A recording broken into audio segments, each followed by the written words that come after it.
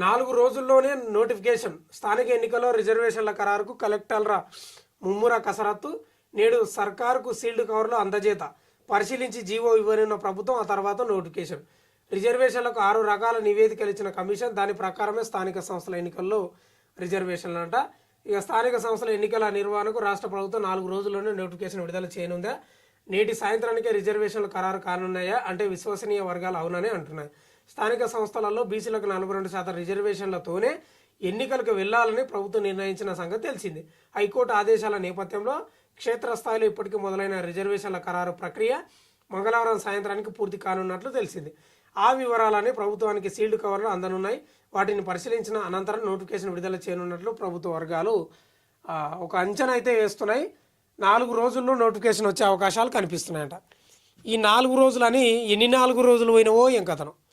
ఆ బీసీ రిజర్వేషన్లకు సంబంధించి వీళ్ళకి వచ్చింది మొత్తం ముప్పంట.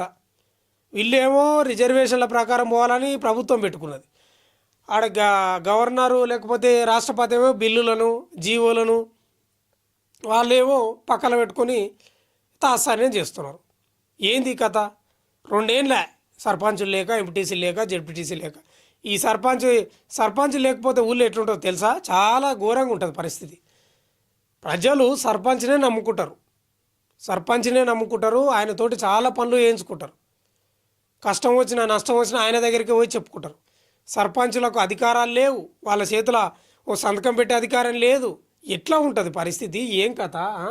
4 రోజులలో నోటిఫికేషన్ అని అంటున్నారు. అది ఎంతవరకు అవుతుందో తెలియదు. ఎందుకంటే